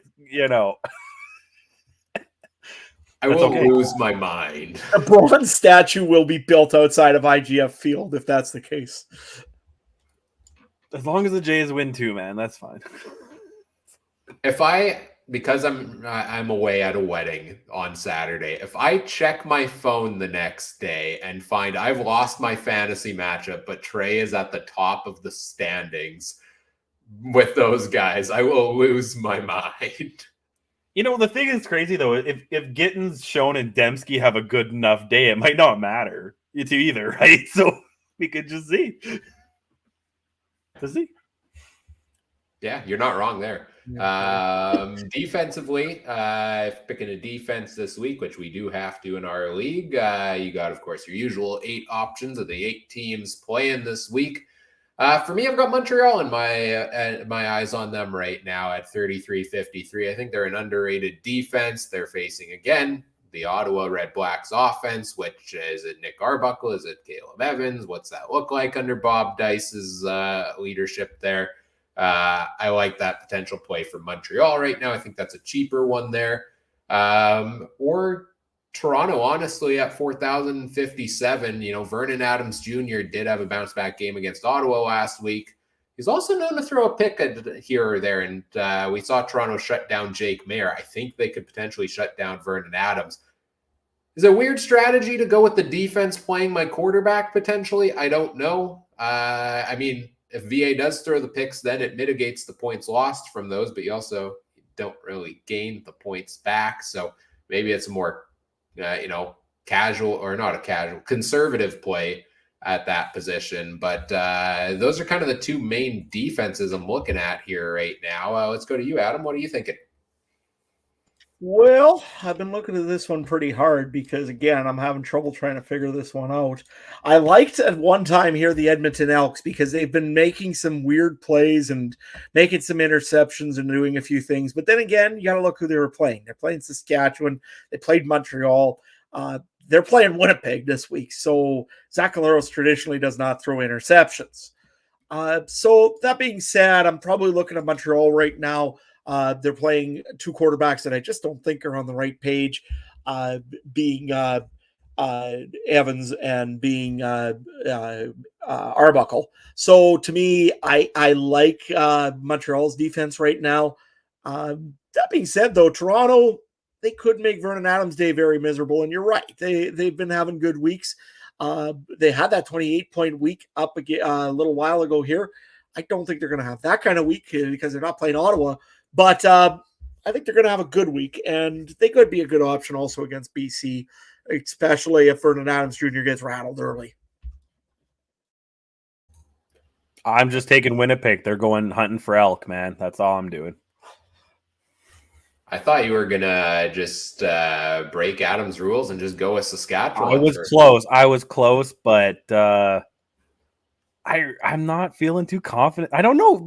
The betting lines got me spooked, which we could talk about in the next section, right? But like the experts are saying Hamilton is favored, so that I'm like, well, those guys are the experts for a reason, usually, right? So I don't know what to do. So I don't know. I stayed away from Saskatchewan. You never know what's going to go on there. So. Well, let's move on to our picks against the spread. Our betting segment powered by BetStamp. BetStamp's free app that helps you find the best value for your online sports betting wagers. Provides you comparisons of odds across a variety of different sports books, including the BetStamp recommended best odds, which is what we'll be using here right away to make our picks against the spread. You can learn more at betstamp.app and sign up with referral code CFC. Let me get them up on the screen for us here and take it away here, Trey, with our picks against the spread. Yeah, like we were just talking about the first game of the week. My sunglasses, I couldn't see that. Hamilton's favored 2.5 over Saskatchewan. Oh boy. I'm gonna take Hamilton, I guess. I don't know, man. Adam, what do you think? It's a must-win game. Saskatchewan, if they lose this one, there might not be a Saskatchewan to come back to when they get here. To me, it's got to be Saskatchewan. I mean, they're actually not favored in this game. I mean, they beat Hamilton pretty soundly the last time they played in Saskatchewan in week 1.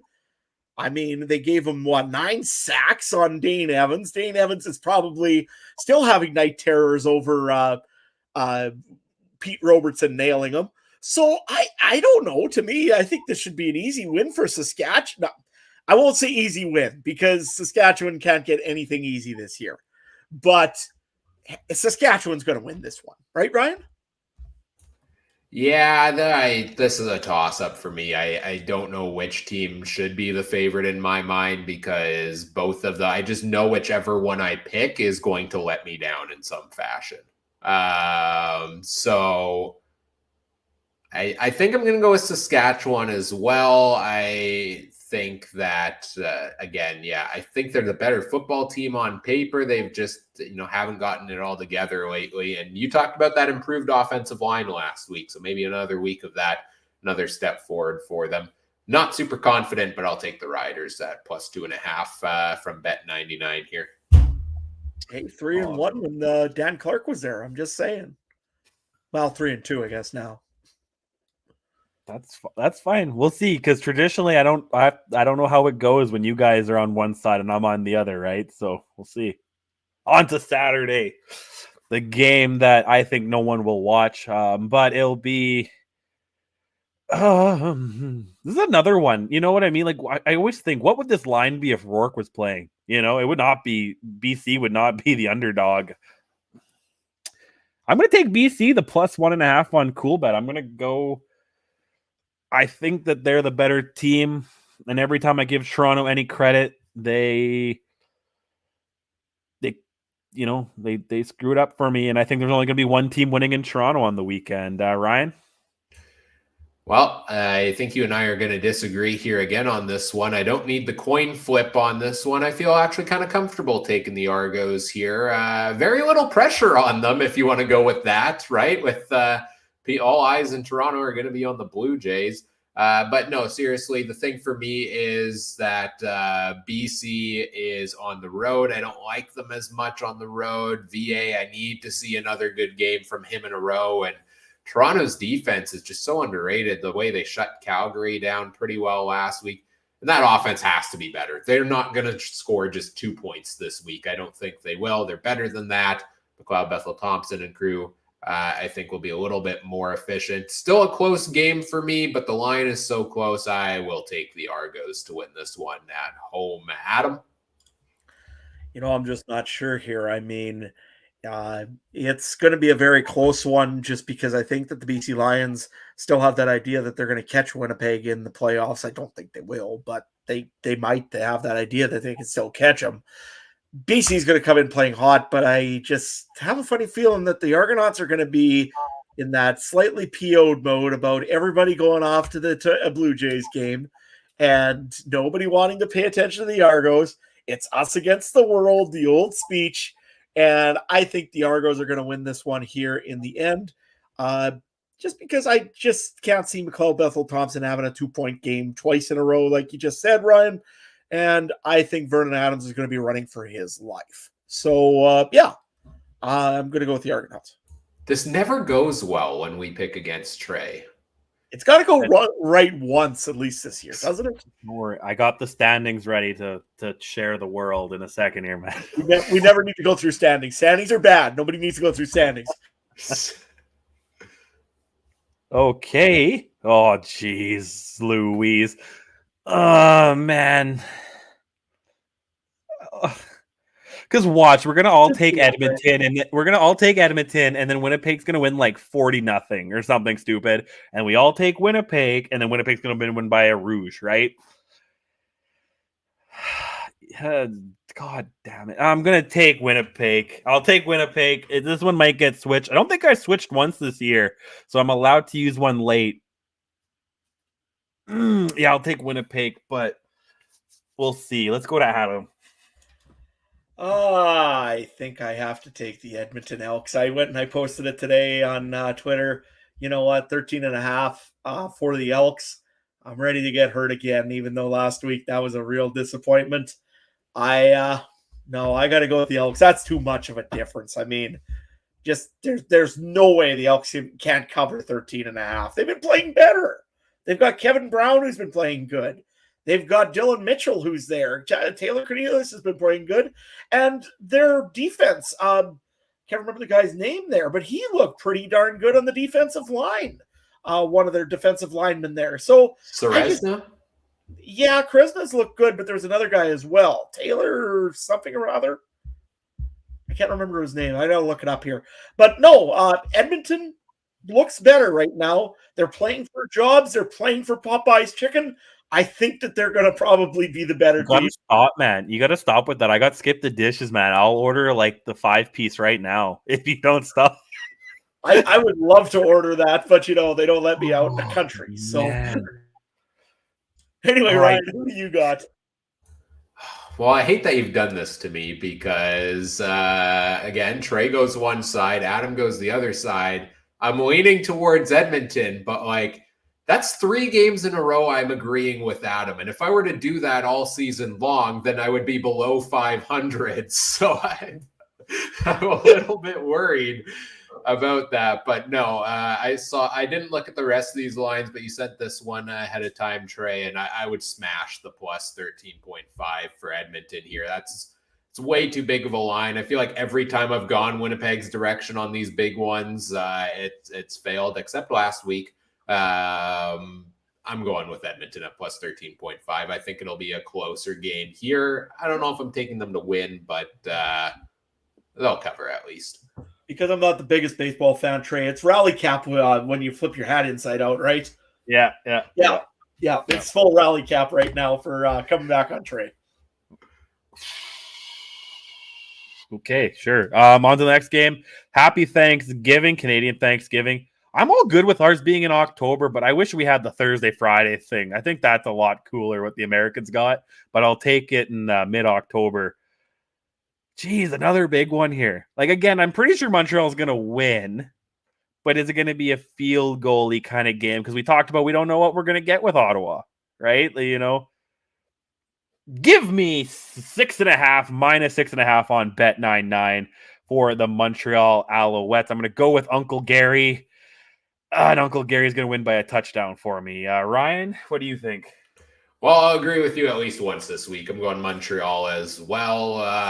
Would I potentially change it if Stanback... This is thinking Stanback's going to be back this week. Would I change it if he isn't?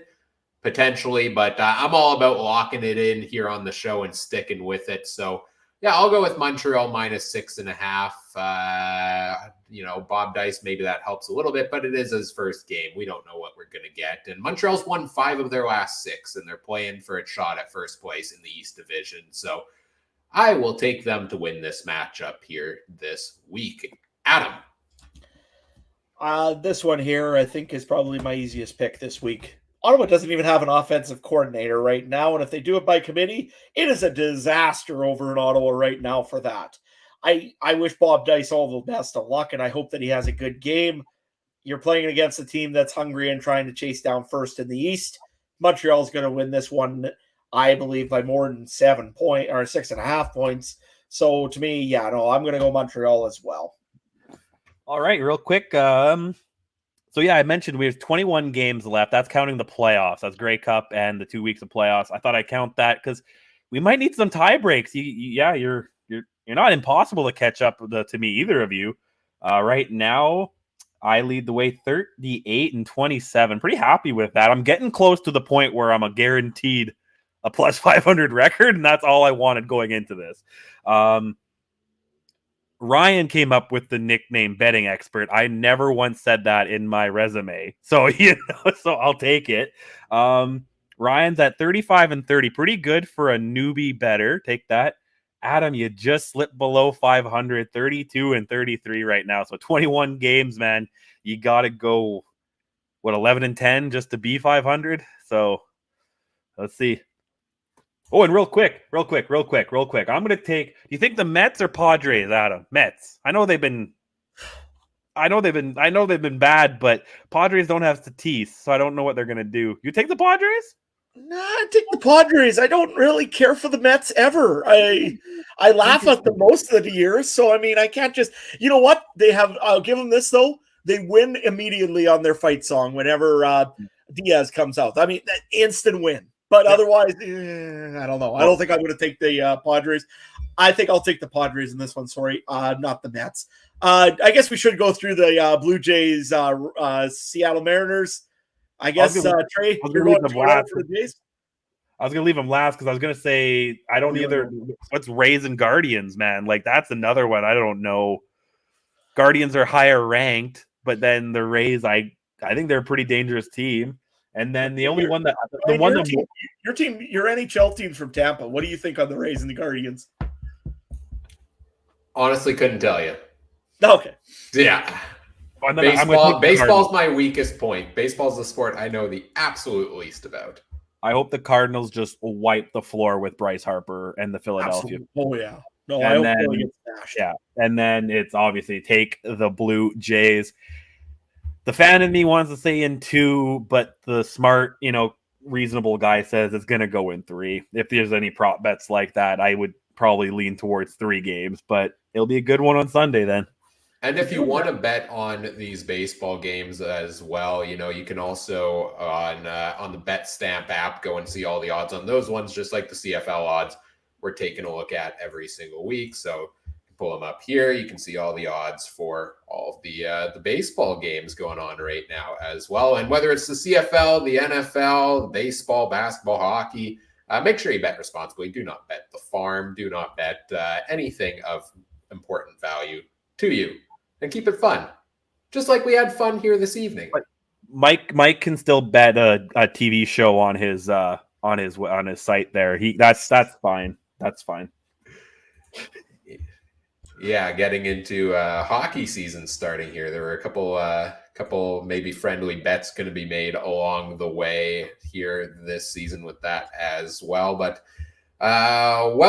I think that is it for this evening here. Nick's in the chat saying, shoot, I missed my favorite part, fantasy. Yeah, well, good news is you got the video after the fact as well. You can feel free to go back, check that segment as well. The videos, if you join us live, you get to watch them live every Wednesday night, every Monday for the recap show.